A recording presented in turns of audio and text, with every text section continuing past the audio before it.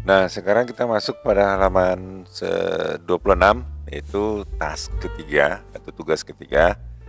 Isilah yang masih kosong. Selesai, lengkapi yang masih kosong di bawah ini dengan melihat pada informasi-informasi dari percakapan di atas. Jadi percakapan-percakapan ini banyak ya. Bisa yang di sini, bisa yang mana gitu ya. Di atas juga. Nomor 1 sudah diselesaikan sebagai contoh. Nah, percakapan-percakapannya ada berapa nih? 5 ya. 5 percakapan. Dan ini sudah kita selesaikan pada video kemarin ya. Yang pada halaman 24-25 itu videonya sudah selesaikan. Sudah kita isi langsung waktu itu. Jadi di sini contoh if clause plus reminder itu kan if you want to pass the exam you have to study harder. Nah, ini dia. Ya, ini dia. Ya, ini sudah selesai nih. Sudah kita tentukan bahwa ini yang merupakan yang mana itu? Sebagai reminder. Nah, suggestion juga sudah kita selesaikan. Kita lihat kemarin itu yang dialog kedua. Nah, itu dia. Ini suggestion. Yang ini adalah kemarin general truth ya. Dan ini yang nomor 4. Nah, ini dia. Ini merupakan imperatif. Dan yang di sini so dream itu yang nomor 5 ini ya. Ini so dream contohnya. Jadi itu menentukan itu. Dan kemarin sudah kita selesaikan. Jadi kita lanjut saja kepada halaman 27. Atau bisa juga kalian misalnya ada contoh-contoh yang lain, kalimat-kalimat yang lain yang bisa kalian dapatkan dari tempat yang lain, atau mungkin guru memberikan tugas yang lain, silahkan saja. Nah, kita akan lanjut kepada halaman 27. Kita menulis. Nah, tugas pertama, bekerja dalam kelompok. Bekerja dalam kelompok yang terdiri dari 3 sampai 5 teman.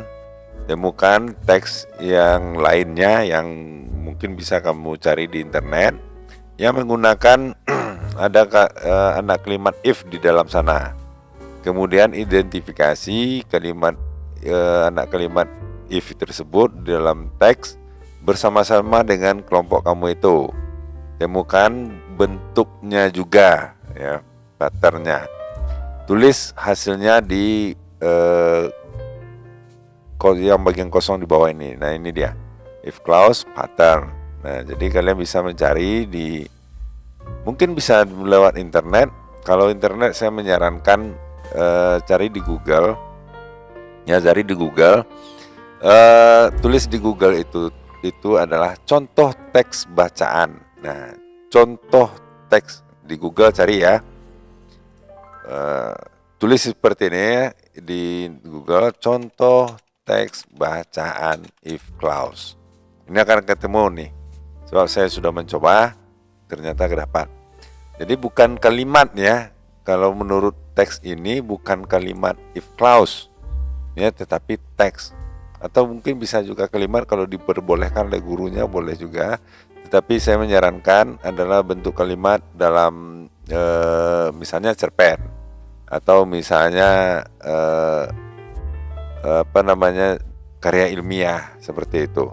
Kalau contoh-contoh kalimat dalam if clause di Google itu banyak, tapi yang kita cari adalah dalam bentuk teks, sama dengan, atau bisa juga bentuk teks boleh kalau dalam bentuk kalimat ya. Kalau dalam bentuk kalimat itu banyak, itu contohnya di internet. Tetapi kalau dalam bentuk teks atau cerpen ya, itu sedikit. Nah, cerita pendek yang mengandung if clause itu sangat sedikit. Jadi kalau ingin mencari yang dalam bentuk teks bacaan, nah ini dia. Tapi kalau contoh bentuk dalam kalimat, nah itu banyak, gampang itu. Ya, itu kalian cari di internet. Nah, diskusikan dengan teman-teman. Bagaimana sih yang kalimat if clause-nya dan bentuknya, yang pattern-nya yang mana? Itu ya. Jadi tergantung kelasnya nanti masing-masing. Nah, kita masuk pada halaman 27, ya 28, 27 selesai. Nah, task kedua, pertukarkan hasil karya kamu itu. Jadinya yang task pertama ini ya, task pertama ini sudah kita kerjakan, sudah selesai.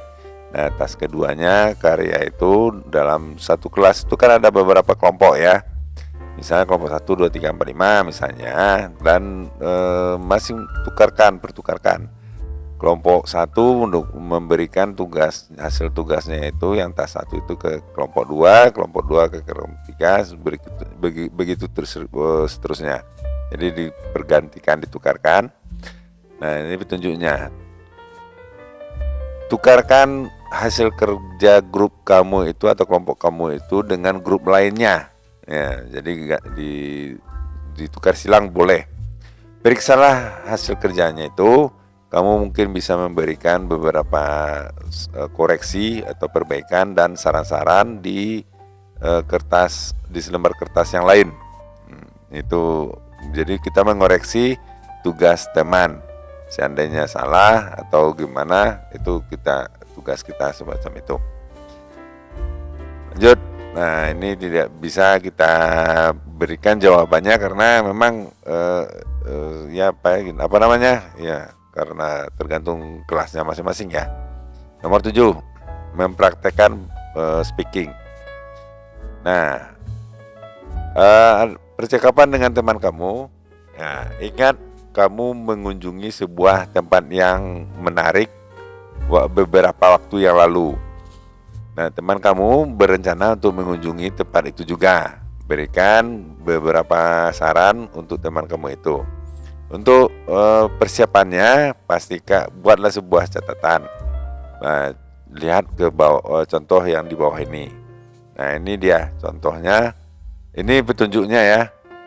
Sekarang kamu siap untuk memberikan tip ya, atau saran ke teman kamu itu. Jangan lupa untuk memasukkan juga if clause plus imperatif atau suggestion dalam tips kamu itu. Ingat juga untuk menawarkan bantuan kepada teman itu jika dia butuh informasi yang lebih. Nah, jadi contohnya seperti ini. Jika kamu mengunjungi Seattle, kamu harus sail to brain based line. Ini sudah saya terjemahkan juga di teks yang awal ya, sama teks di atas. 6 things to do if you visit Seattle. Nah, ini sudah kita terjemahkan. Nah, bagaimana cara mengerjakan yang tugas yang nomor ini? Anggaplah kamu pernah pergi buat dalam bahasa Indonesianya dulu. Misalnya kamu pergi ke Borobudur misalnya, ya. Nah, kamu sampaikan kepada teman kamu itu, jika perjalanan ke sana harus lewat mana? Misalnya lewat tol apa misalnya. Itu yang pertama. Yang kedua, kamu parkirnya di mana yang bagus. Ya. Dengan menggunakan if clause ini ya. Jadi kalimatnya seperti ini. Jika kamu ingin pergi ke Borobudur, kamu harus lewat tol apa gitu, atau lewat jalan mana. Kemudian kamu itu yang pertama. Contoh di sini kan, sail to Braintree Island on a Washington State Ferry. Yang kedua, tempat parkir. Jelaskan tempat parkirnya di mana. Parkirlah di tempat ya di sebelah kiri atau sebelah kanan, itu lebih enak bagusnya. Nah, kemudian mungkin kamu menyarankan juga jangan mencoret-coret. Nah, coret-coret dinding atau apa, dan buang sampah sembarangan, itu tidak boleh. Dan duduk di atas stupa itu di Borobudur itu. Yang kemudian mungkin kamu bisa menyarankan tempat makan yang enak di sana, lokasinya di mana dan segala macamnya. Nah, itu kalian buat dulu dalam bahasa Indonesia. Setelah itu kalian terjemahkan dalam bahasa Inggris. Itu untuk memudahkannya. Jadi Jangan langsung dibuat dalam bahasa Inggrisnya langsung, kalian akan kewalahan. Tapi buat dalam Indonesia dulu. Apa-apa saja saran-saran yang akan kamu berikan jika kamu ada teman kamu itu untuk akan pergi ke Borobudur. Dan juga ada kalimat ya, if clause, jika kamu ingin ke Borobudur, jika kamu pergi ke sana, kamu harus lewat ini. Jika kamu ingin parkir yang enak, nah kamu harus parkir di tempat ini misalnya. Jika kamu ingin makan yang enak atau bagus, atau makan yang murah, nah makanlah di restoran namanya ini misalnya, ya. Nah, jika kamu ingin tidak kena denda misalnya, jangan buang sampah sembarangan.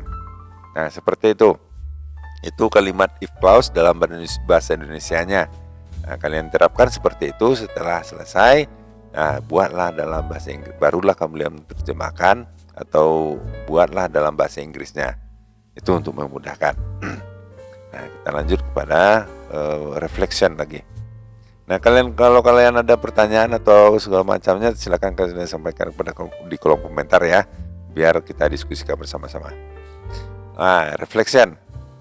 Nah, pada bagian akhir bab ini, tanyalah diri kamu sendiri pertanyaan-pertanyaan berikut untuk mengetahui perkembangan pembelajaran kamu. Nah, kalian tanya diri sendiri ya. Tahukah kamu bagaimana menyampaikan kepada teman kamu tentang mengunjungi sebuah tempat dengan menggunakan kalimat if yang diikuti oleh imperatif dan suggestion. Nah, kalau kalian sudah bisa menyelesaikan tugas yang di atas, itu artinya sudah selesai itu ya, sudah bisa.